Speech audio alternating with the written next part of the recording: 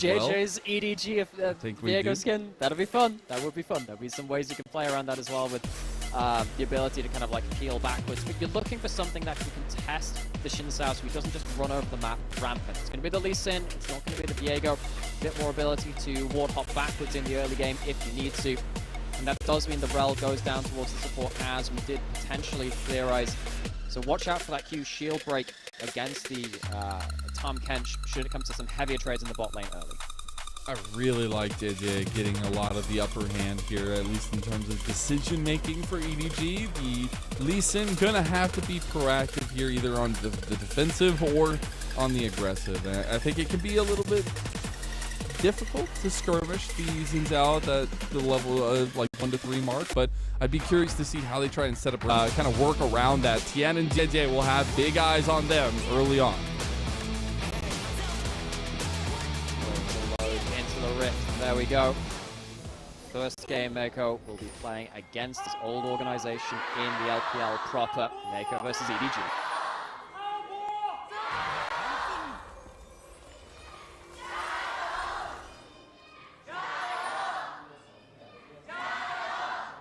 Let's go. We finally get some loud dios. I love it.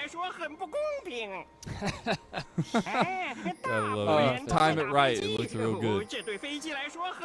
I've never actually heard Chinese Corky's voice lines before. This is Me neither. There are a couple of skins which like have really iconic lines in other languages. I think Korean Lysandra is obviously one of the ones which gone into hallowed myth and legend because the amount she just kind of screams at you. But Chinese Corky, I'm gonna keep that in mind. So it's pretty good. It's not as good as the helicopter from Nico, though. Just say that's probably the best sound effect of all time. Not going to take that crown away from that one. But I do want to see, though, we have these opposite side starts here. Do you expect any kind of difference in what we've seen already today where it's pretty calm early starts? Well, because there are 2 wards onto EDG's red buff, 1 defensive from EDG and 1 scouting vision from top esports, there is a chance that Tian can find himself an angle somewhere into the enemy topside jungle. We'll see if that happens. 369 will be getting priority over Alice Casante because we do this. It's pretty easy to do so. That means that Jiejie needs to be very careful on the top side of the map. Tian has invaded top side before early into series by having top lane pressure. Just keep an eye out for that. Not guaranteed, but there's a chance. I don't really know. The engage is going to come off the back of that one, too. Lee's going to get some nice pepper damage in. The heal going to be burned, too. So now, Jiejie has been spotted on the top side of the map as the bot lane was fighting. That's one of the reasons why JackeyLove and Meiko probably were fighting. Understood that Jiejie wasn't trying anything tricky towards the bot side of the map. Not going to be able to threaten anything there. He lied. He said he was going bot lane. I said that Tian was potentially going into the enemy jungle, which he is now because of the timing. He will know that Jiejie is still on his top side, and this leaves an angle in towards mid lane to maybe blow a flash. Pretty opportunistic though, probably just a Valkyrie and that's it. There's the Valkyrie utilized with the pixels out, and Tian's going to have to walk his way down. We'll just go back to full clearing though. But yeah, I love it. Jiejie was like, don't wait for me bot lane. Well, Meiko's waiting, all right? Meiko's been waiting. JackeyLove maybe needs to wait a little bit longer to step that far forward, so it needs a little bit worse for wear, but Meiko and JackeyLove keeping the pressure up. Okay, both summoners down from JackeyLove now. That's going to be a pressure point for EDG to potentially play around. So while Jiejie hasn't worked his way towards bot lane just yet, he is now on the bottom side of the map, on the bottom scuttle crab spawn. JackeyLove is recalling early. Worth noting that neither JackeyLove or Meiko went for the level 1 support item. They're doing it on first back. We have sometimes seen that just to secure the first 3-wave push from our bot lane because of the extra combat stats that the Doran's Blade or the Doran Shield will give you, and then you kind of make up for not getting the full value for the first wave of minions in regards to gold by picking it up later because you've now secured your early game. It's all about checking in on those checkpoints as well, and seeing now as well another check-in is 369 gonna have the angle here to do what Udyr does best right now in the patch and do some proxy farm. He did this a number of times in the previous series versus BLG. He was very, very annoying in sight. He's going to continue to be so. Now what this means is that Jiejie can never really mount an attack towards the top side of the map. It just gets really annoying when he's just going to pop a ghost, run away from you. It's not like he ever has to be kind of like present on a wave. He gets himself a plate very early on. He's just going to demolish your stacks like crazy. That's what Dudu does, man. This champion gets infinite prio on top side. Now, if you start falling behind, yeah, things get a bit awkward because this is your game plan, right? You need to be obnoxious, and you need to have the tank stats for people to not be able to run you down, so they just think that, heck, it's actually not worth approaching this guy, it takes too much time. Tian, another angle in towards mid lane. Fisher will have his Valkyrie blown probably again, but this is too far away for that just to be safe. He's got the wind becomes lightning coming through. The knockup, there we go. And guess who gets it? It's going to be Creme. And on bot side, Meiko got a kill and a leave. They have first blood as well. First blood doesn't even happen in mid lane. It happens on to leave. Meiko gets first blood versus his bot lane replacement in the 2v2. Leave goes down as Meiko claims first blood against his old team. I remember Leave's moves. I know I'm in this guy's head. Look at that. That's a clean tongue rush, actually. The slow leads into the knockup, leads into the root. Meiko, that was good, sick. brother. That is a heck of a skill shot to land just beyond the minion. That is too good, as Tian will also take the grubbies here and get all three of them. And he will. Tian, very, very happy with how the last minute or two has gone.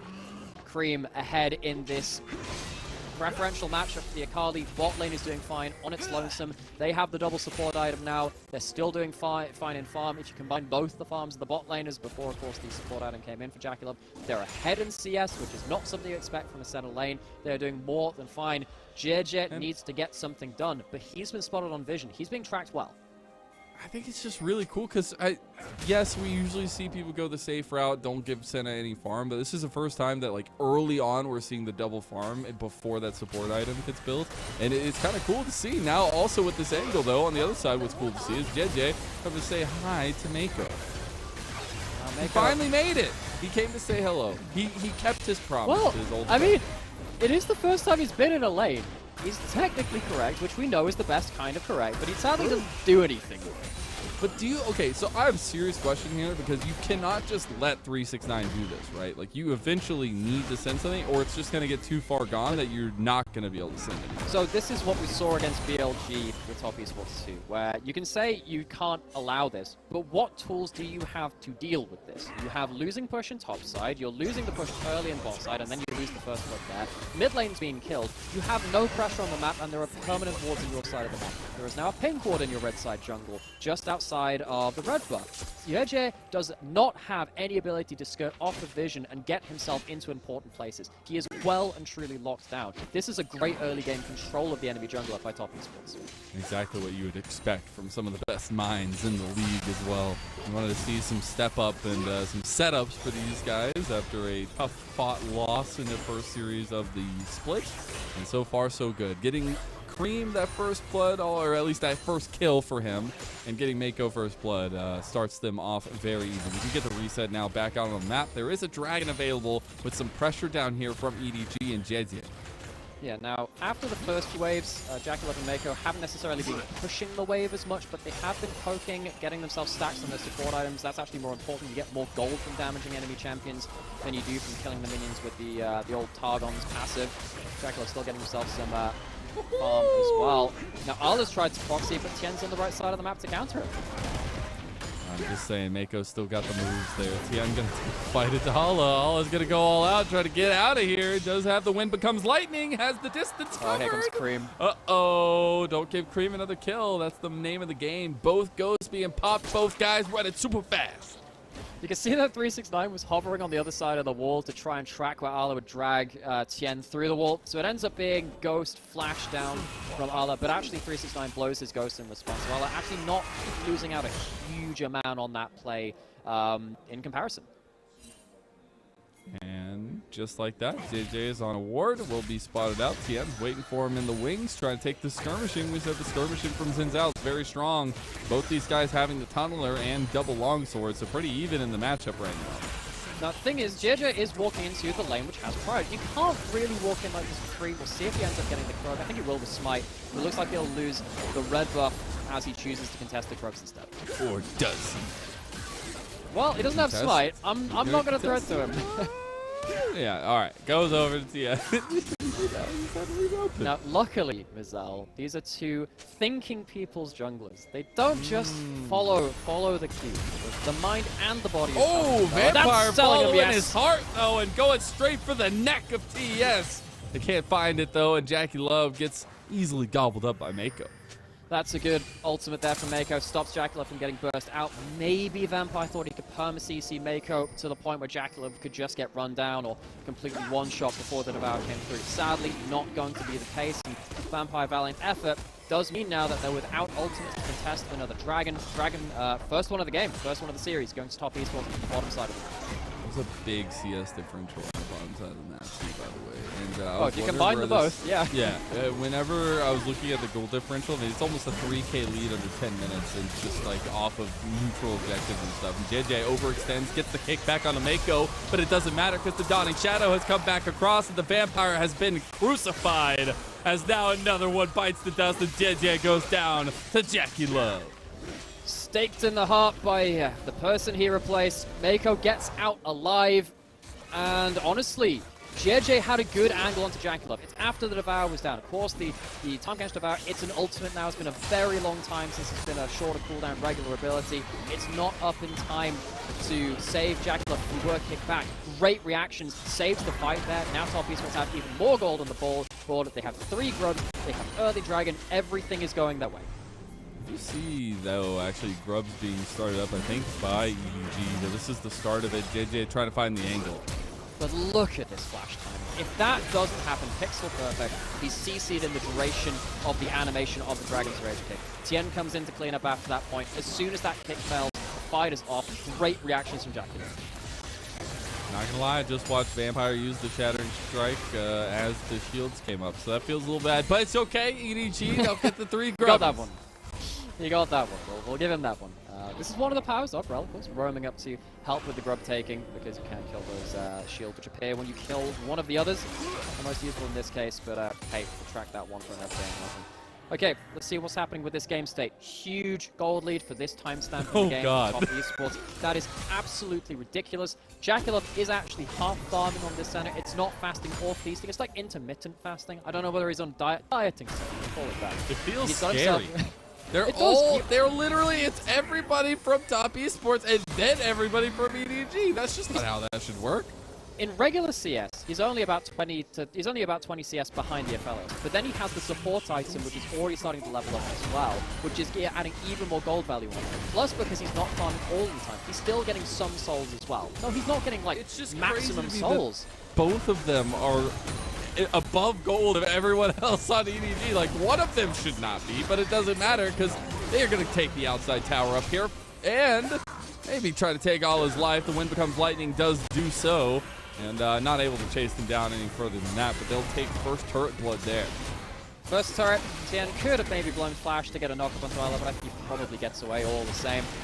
369 just being as obnoxious as possible as the last of the all-out just wears off Nymaera. Top side of the map is absolutely unsalvageable from EDG. This was the worry about locking in this Cassante blind. They tried to use this role flex pick between jungle and support to greater value. It's not really ended up that well either. EDG is looking quite difficult for them now. I don't really think they're going to be able to survive through to the item power spikes of Corki and Aphelios that potentially could turn this game around. Double Sundered Skies completed for both junglers, Tian and Jiejie respectfully. We do have the Kraken Slayer now also completed for Leaves, so at least you have that to speak of. But it looks a little bit too little too late. We do have everyone, except for Allah, headed down bot.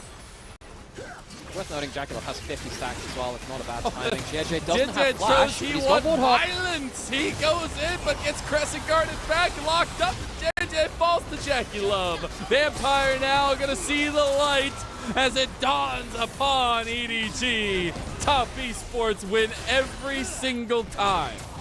I don't even think Lead and Fish are safe here. Allah's on pretty high HP. Moonlight Vigil used to ward off a consequence of a dive at that point. At least they get out alive from that fight under that tower, but geez, this gold lead is not getting any smaller. This is a 7,000 gold lead, just as plates fall.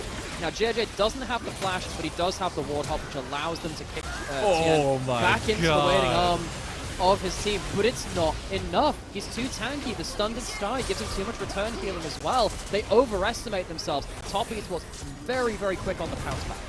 The fact that Tian waited to use the audacious charge on the Wind Becomes Lightning, actually insane right there. And just gets the instant connect back half a screen away onto Jiejie. Now also continuing the bloodshed is Creme. You gave him his Akali and he's flexing on him.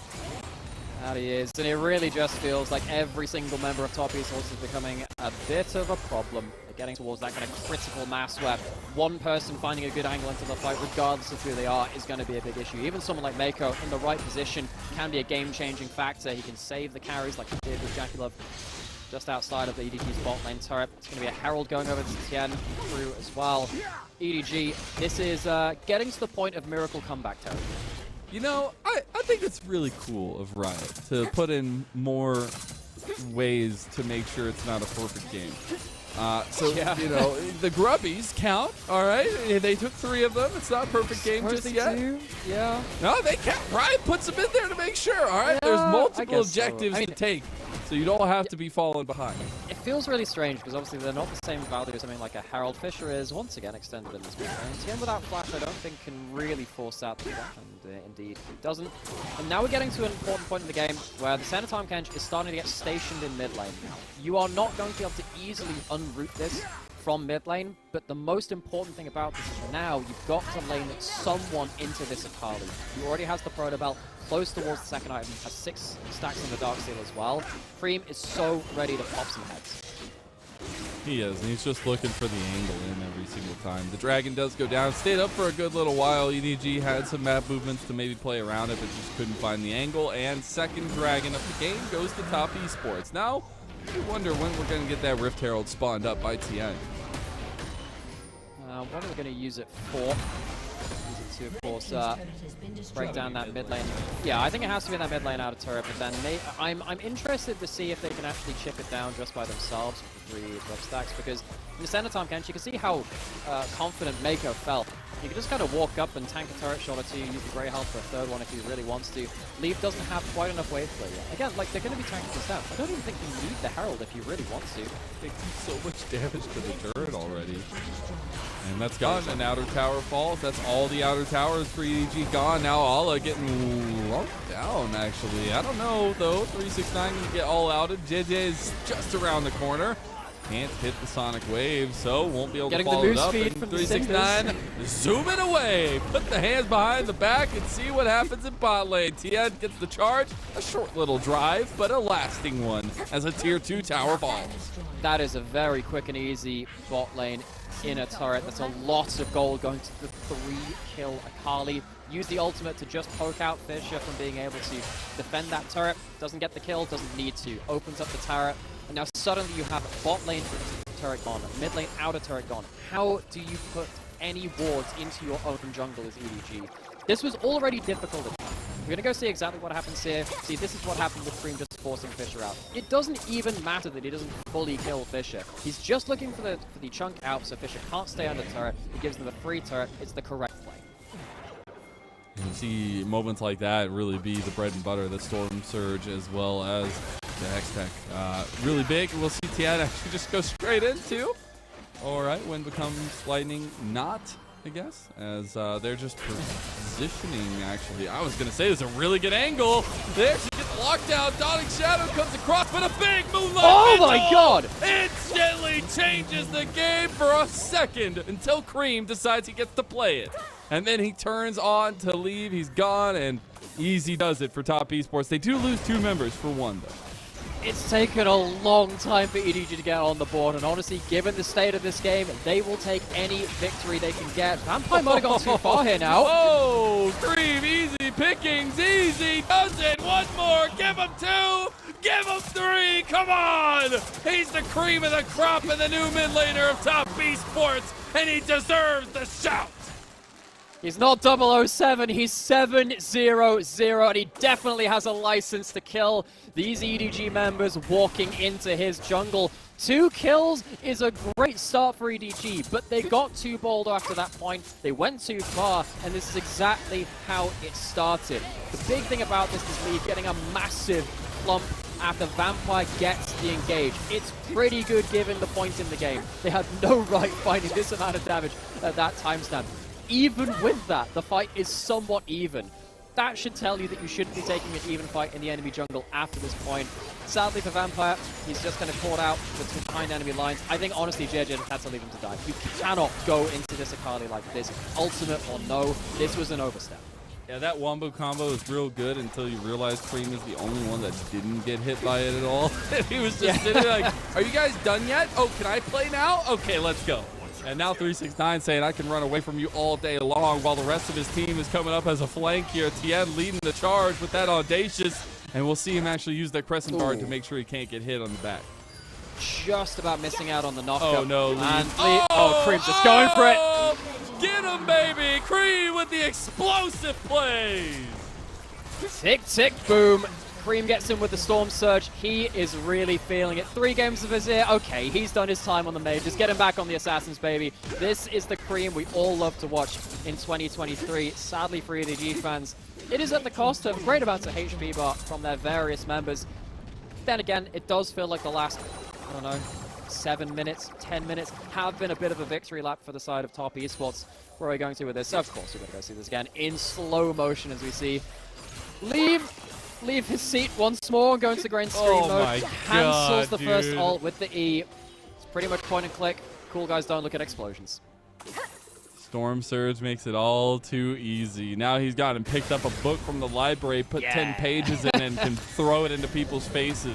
He's cashed in the library card of the Dark Seal, gets himself the Magi's, the veritable Death Note of League of Legends. Between that and the Storm Surge, they both actually have a lot of extra bonus move speed, especially once you get past 10 stacks, as that Magi's which gives it on that item. It means that if you're sat here as a carry on EDG, you can't disengage from this guy easily. Yeah, you got package available now for Fisher. We'll see if they can utilize it, though, because this is an Infernal Dragon up and available for Top Esports. They'll just turn and take it, and the package unused from EDG. You can't go into Top Esports without understanding where Creme is. He has his ultimate backup and available. Luckily, he didn't have his protobelt just available. He just used it to actually look for something on Jiejie. This game isn't getting any easier for EDG all the same, though. Interested to see how Top Esports will close out this game. It's something which a couple of our LPL teams have struggled in the first week or so. Of course, you understand that, getting used to the new map, the new items, and new lots of things. Let's be honest, it can be harder to retrain your muscle memory to finally get that leg over the finish line. See if they can do it here easily. Let's be real, though.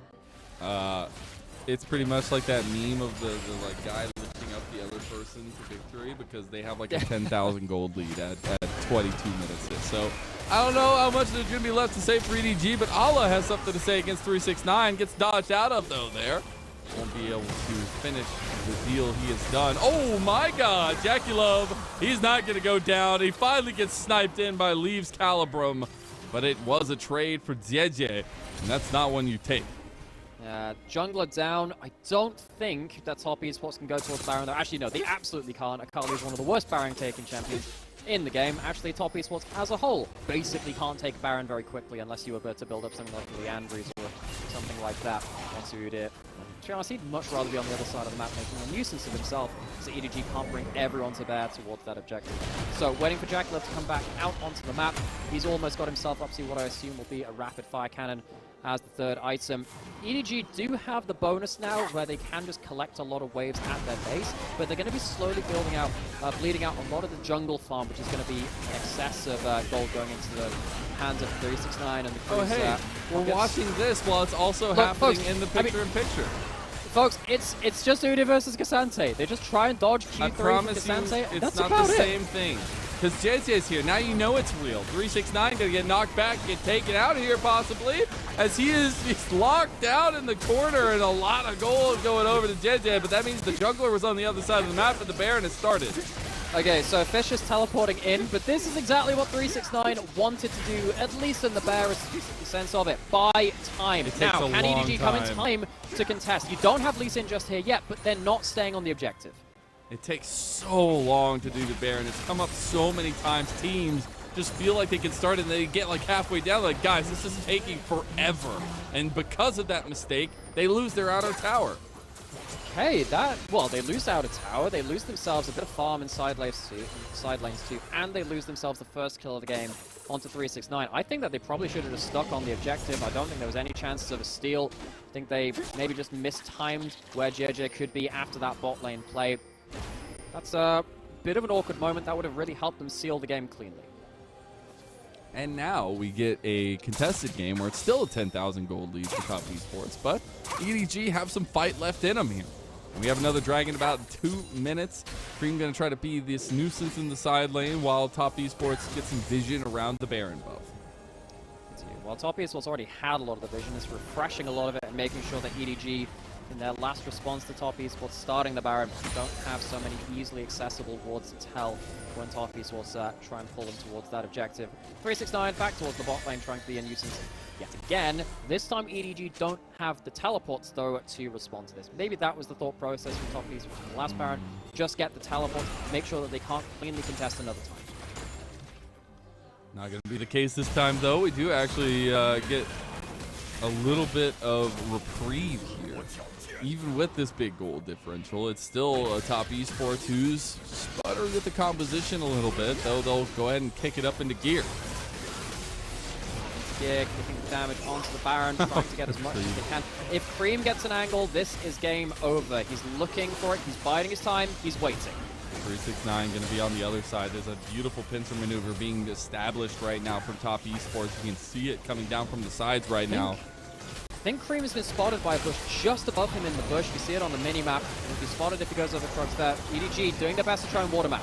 JackeyLove stepping forward. The Baron apparently is not the focus right now because Tian is outside of the pit, but they're going in now. Alo's the focus as Crescent Guard gets all out in here, and Creme, he's on the back here. He's by himself. He got the jerk and flip, and here he goes! Oh! Watch him turtle the enemy here as 2 go down, and Top Esports get to play with their food.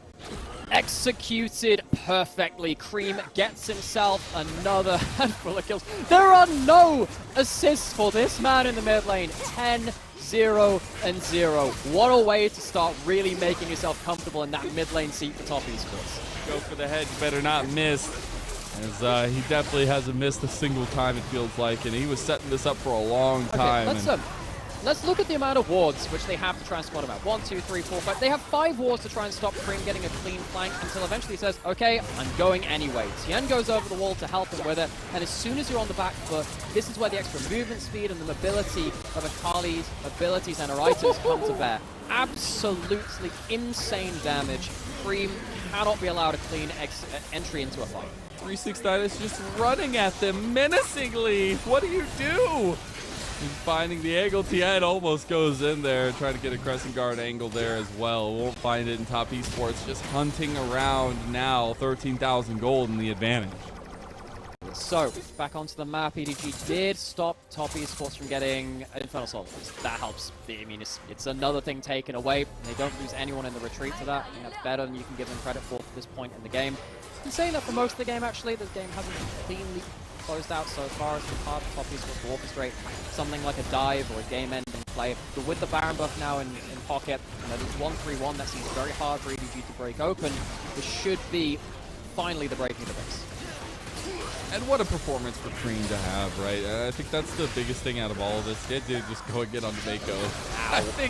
I think he maybe saw his friends like, wait, he's on my team, right? Oh, wait, no, he's not.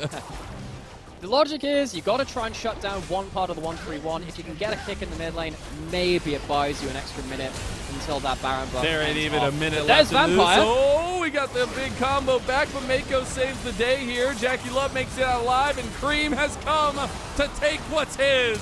As 2 more kills go down, find a third. Go get him. Oh, he got the shutdown from Leave. And now Top Esports trying to finish this one out. Easy closing touches to a banger game number 1 for Top Esports fans. A 1-0 victory for Meiko so far over EDG. What a statement from Top Esports over Edward Gaming. Creme only needed 1 life to get this game done. Uses his death well at the very end. Maybe oversteps a little bit too close towards that Corki towards the end of it, but that was not close from beginning to end. Excellent jungle tracking, excellent play through lanes,